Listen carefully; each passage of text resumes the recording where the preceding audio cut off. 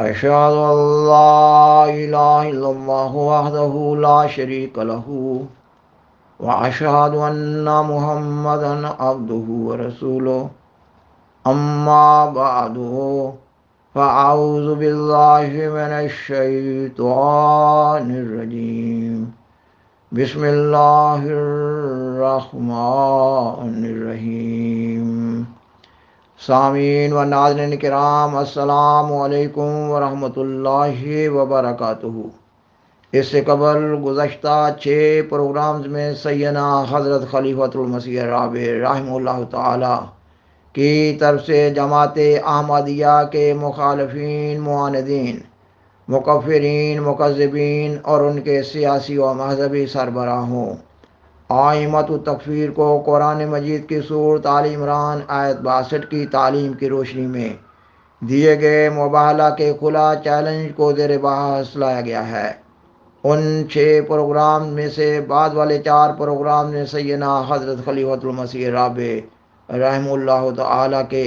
10 جون 1988 کے خطبہ جمعہ کا متن قسطوار پیش کیا جا چکا ہے۔ مباہلہ کی اشاعت کے بعد کے حالات سے معلوم ہو رہا ہے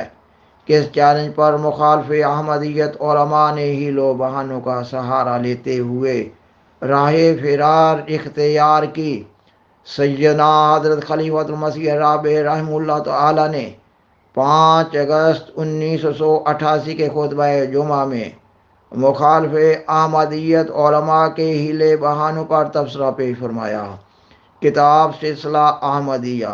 جلد 4 صفحات 376 تا 378 پر سیدنا حضور رحمہ اللہ تعالی کے اس خطبہ جمعہ کا خلاصہ دیا گیا ہے۔ آج کا پروگرام اس خلاصہ کے حوالے سے پیش کیا جا رہا ہے، یہ کہ مباہلہ کے اس چیلنج کے بعد دنیا بھر میں مختلف معاندین کی طرف سے کئی قسم کے تبصرے اخبارات اور رسائل میں شائع ہوئے۔ بعض نے مباہلہ کے چیلنج کو قبول کرنے سے گریز کے لیے عجیب و غریب عذر تراشے اور بعض نے اپنے رنگ میں یہ اعلان کیے کہ مباہلہ منظور ہے، لیکن انہوں نے تفصیلی بیان میں بعض اپنی عبارتیں داخل کر دیں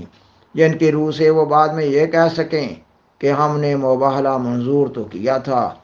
مگر فلاں شرط کے ساتھ کیا تھا، اور چونکہ یہ شرط پوری نہیں کی گئی اس لیے مباہلہ بھی نہیں ہوا۔ چنانچہ مختلف قسم کے تبصرے اخبارات و اشتہارات میں شائع ہوتے رہے۔ ان میں سے بعض نے یہ کہا کہ فلاں میدان میں پہنچو، کوئی کہتا فلاں میدان میں پہنچو، کوئی کہتا مسجد نبوی میں داخل ہو کے مباہلہ کرو، اور مسجد نبوی کے متعلق پھر خود ہی فتویٰ دیتا کہ بعض کے نزدیک کافر کو وہاں آنے کی اجازت نہیں ہے، لیکن بعض فقہا نے بعض مجبوریوں کی خاطر کافروں کو اندر آنے کی اجازت دے دی ہے، جبکہ قرآن کریم صرف یہ فرماتا ہے ثم نبتہل فنجعل لعنۃ اللہ علی الکاذبین، کہ ہم پھر ابتحال کریں اور ابتحال کے بعد اللہ تعالیٰ کی لعنت جھوٹے پر ڈالیں۔ آپ جھوٹے پر خدا کی لعنت ڈالنے میں کون سے مقام کی ضرورت ہے؟ کون سے ملک یا کسی خاص صوبے، علاقے یا شہر کی ضرورت ہے؟ سارے قرآن میں اس کا کوئی ذکر نہیں ملتا۔ حضرت صلی اللہ علیہ وسلم جن کو مباہلہ کا چیلنج دے رہے تھے، ان کے بیوی بچے، مرد، عورتیں، بڑے چھوٹے، سارے اس جگہ سے بہت دور تھے، اور ہرگز یہ مقصود نہیں تھا کہ پہلے ان سب کو یہاں لے کے آؤ پھر مباہلہ قبول ہوگا، لیکن اکثر علماء نے ابتحال کا مطلب گالیاں دینا سمجھ رکھا ہے۔ چنانچہ مباہلہ کے اس چیلنج کے جواب میں معاند مولویوں کی طرف سے جماعت کے خلاف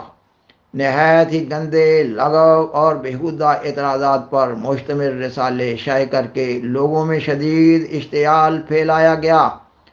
شاید ان کے نزدیک ابتحال کا معنی اشتعال ہے۔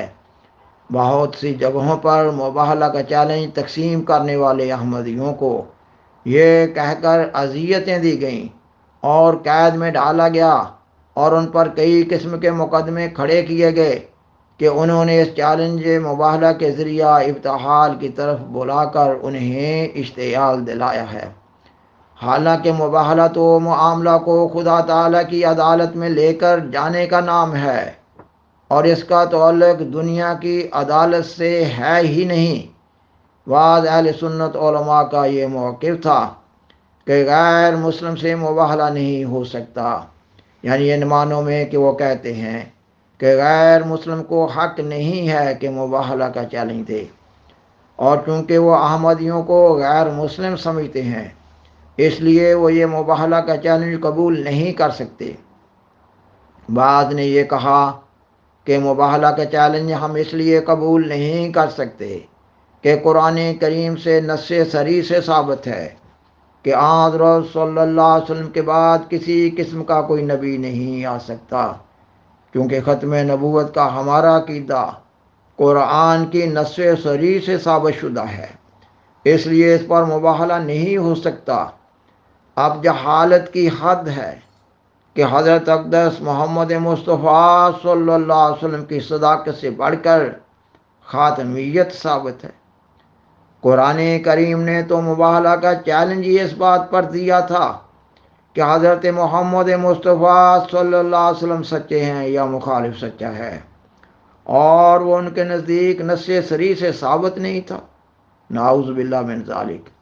اس لیے حضرت صلی اللہ علیہ وسلم کو اجازت تھی کہ وہ چیلنج دے دے، کیونکہ آپ صلی اللہ علیہ وسلم کی صداقت خدا نخواستہ نعوذ باللہ من ذالک چونکہ مبہم تھی، اس لیے مباہلہ کے لیے گویا اس کی وضاحت چاہی گئی تھی۔ پھر انگلستان میں بعض علماء نے اس بات کا اظہار کیا کہ مباہلہ کا چیلنج منظور ہے، آپ بھی اپنے بیوی بچوں کو لے کر آ جائیں، ہم بھی آ جاتے ہیں، پھر ہم دریائے ٹیمز میں چھلانگ لگائیں گے، اور جو پار اتر جائے گا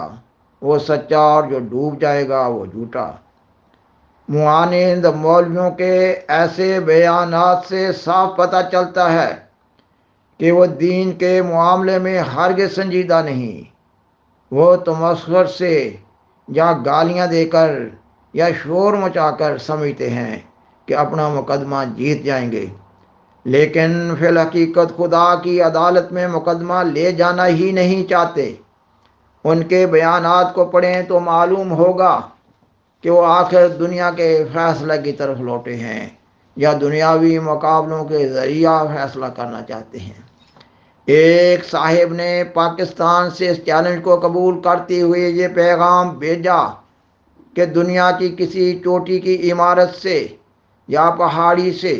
کسی بلندی سے آپ بھی چھلانگ لگائیں، میں بھی چھلانگ لگاتا ہوں، جو بچ جائے وہ سچا ہے، جو نہ بچے گا وہ جھوٹا۔ حالانکہ یہ وہی چیلنج ہے جو شیطان نے مسیح علیہ السلام کو دیا تھا، اور مسیح علیہ السلام نے اسی سے اس کو پہچانا تھا،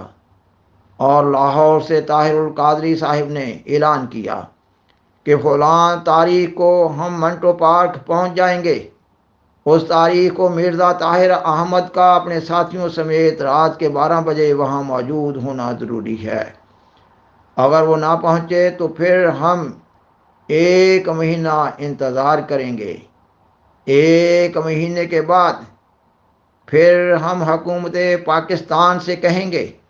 کہ ان کے ہارنے کا اور ہمارے جیتنے کا اعلان کر دیں۔ گویا ان کی عدالت ہی دنیا کی عدالت ہے، ان کا خدا گویا حکومت پاکستان ہے، اور اس نے فیصلہ کرنا ہے۔ کبھی کسی مباہلہ کا فیصلہ اس طرح ہوا ہے کہ فلاں حکومت نے اعلان کر دیا کہ فلاں ہار گیا، فلاں جیت گیا؟ وہ سمجھتے ہیں چالاکی سے، ہوشیاری سے، چرب زبانی سے اگر ہم دنیا پر اور اپنے مریدوں پر یہ اثر ڈال دیں کہ ہم جیت گئے اور دشمن ہار گیا، تو یہی مباہلہ کا انجام ہے، اور یہی بہت کافی ہے۔ حالانکہ یہ کافی نہیں ہے۔ اب تو خدا تعالیٰ نے مباہلہ کے بعد جو نشان ظاہر فرمائے ہیں اس سے ایک بات تو ثابت ہوئی کہ ان کا جھوٹا ہونا دن بدن کھلتا چلا جا رہا ہے۔ سامعین و ناظرین کرام، مخالف و معاند علماء پر اردو زبان کا محاورہ عذر گناہ بدتر از گناہ پورے طور پر صادق آتا ہے۔ سیدنا حضرت محمد رسول اللہ خاتم الانبیاء صلی اللہ علیہ وسلم کے مخالفین اور معاندین بھی اپنے لوگوں کو ابھارا کرتے تھے کہ جب وہ قرآن مجید پڑھا جائے تو شور مچا دیا کرو تاکہ تم غالب آ جاؤ۔ یہی حال مخالف احمدیت علماء کا ہے۔ مباہلہ کے بارے میں قرآن مجید کی تعلیم کو ہنسی مذاق کی نظر کر رہے ہیں۔ اسلامی مباہلہ سے مقصود صرف یہ ہوتا ہے کہ فریقین جو اپنے آپ کو سچا سمجھ رہے ہیں اور دوسرے کو جھوٹا سمجھ رہے ہیں، اپنے لوگوں کو ساتھ لے کر ایک دوسرے کے بالمقابل اللہ تعالیٰ کے حضور حاضر ہو کر ایک دوسرے کے خلاف لعنت اللہ علی الکاذبین کہیں۔ بالآخر درخواست ہے کہ برائے مہربانی اس پروگرام کو